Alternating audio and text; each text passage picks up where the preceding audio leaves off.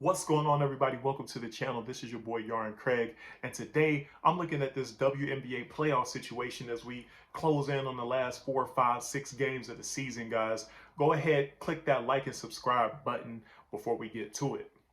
So, looking at this playoff situation, first off, we got seeds 1 through 5 that are already set. Those teams have clinched. The Chicago Sky, Las Vegas Aces, Connecticut Sun, Seattle Storm, Washington Mystics. The order of the teams may change, but they're already solidified to be in the playoffs. 1 through 5 set, done. But spots 6, 7, and 8 are completely up for grabs. And we got about 5 teams that are just vying and jockeying for that playoff position. So it's like we got the Dallas Wings at 16. No, they're not 16. I'm sorry. They're 14 and 16. I almost had that backwards. They're 14 and 16 at the 6th spot. The Phoenix Mercury are 13 and 18 at that 7th spot. And then we got the New York Liberty in a three-way tie with the Atlanta Dream and the Los Angeles Sparks at 12 and 18 for that number 8 spot. And then right behind them, they got the Minnesota Lynx at 12 and 19. So those teams are really separated by 2 games at most.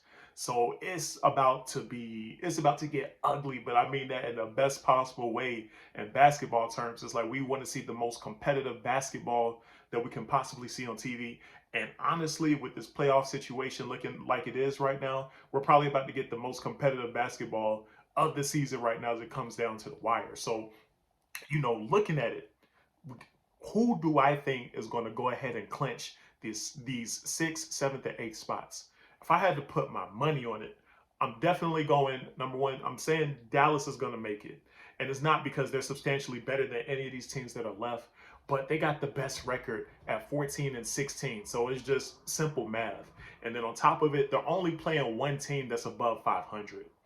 And that's a very significant thing because if I'm just keeping it about with you guys, the top 5 teams are in a different tier than these teams that are vying or that are jockeying for the 6th to 8th spot. It just is what it is. I'm counting it almost as automatic losses if they're playing any of those 5 teams. Like, yeah, there's a couple matchups here and there where it's like they might be able to steal a game, but those 5 teams are operating on a different level than these next 5 teams, keeping it 100.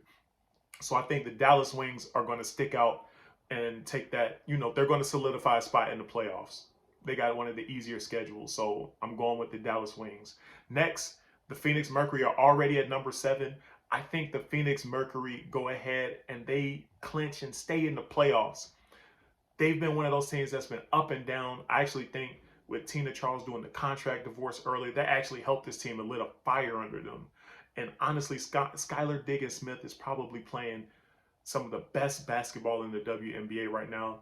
Definitely looking like a flat out MVP caliber player. And even Diana Taurasi has turned up the juice a little bit, whereas like she had like a 3 or 4 game stretch just recently where she's been averaging over 20 points per game. So if they keep going, I mean, they've dropped the last 2 games as of the recording of this video, but I think their experience, their pedigree, and I mean, obviously, this is not the same team that made the WNBA Finals last season, but I think they got enough experience and enough talent to where they can hold out.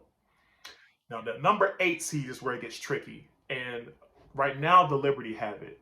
I don't think the Minnesota Lynx are going to get it because I think they play the Minnesota Lynx. They got a tough schedule. I think they played the Seattle Storm twice, and then they got the Connecticut Sun in their last 5 games. And they also have the worst record out of all these teams jockeying for a playoff position. So I'm going to go ahead and rule the Minnesota Lynx out.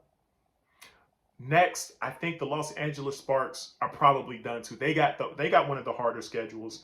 I love Naneka, and I think that she's definitely an MVP caliber player, but I don't think she's going to be able to do enough to drag them up, especially they got the Sun twice and they got the Mystics and they got the Dallas Wings.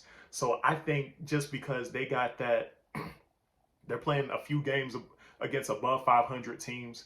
And honestly, they were just playing the other night and I don't know, it was something about their body language. They just looked deflated. Obviously, Liz Cambage leaving the team and who knows what else is really going on behind the scenes. But I noticed that they just look very dejected.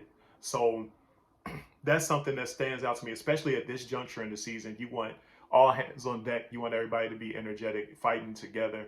I didn't really see that with this Los Angeles team. So that brings me to the Atlanta Dream and the New York Liberty to duke it out for a playoff spot. Now, I'm not going to lie, on paper, I think the Liberty look a little bit better than the Dream. But when I look at this Dream squad, I do think Tiffany Hayes and Ryan Howard are going to, step their level of play up in these last few games of the season. And ironically, these two teams I think actually play each other a couple times in these last 4 or 5 games. So that's probably going to play a big part in determining who really walks out with this 8th seed.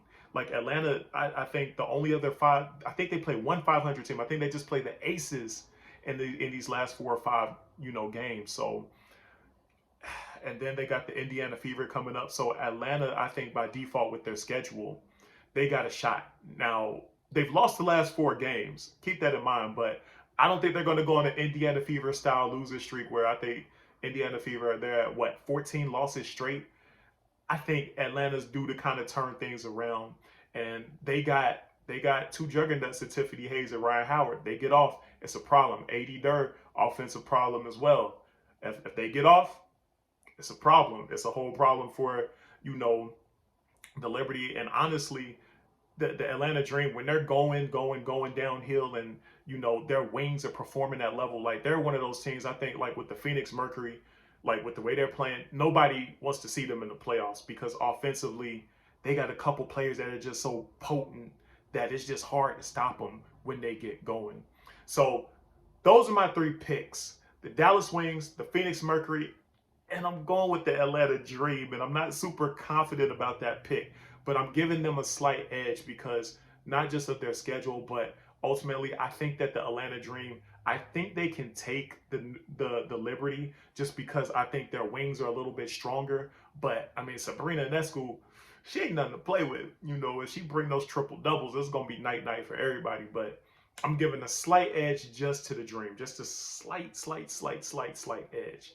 So those are my picks. Who do you guys think are going to snatch those 6 to 8 seeds? Go ahead, like, comment, and subscribe, guys. Peace.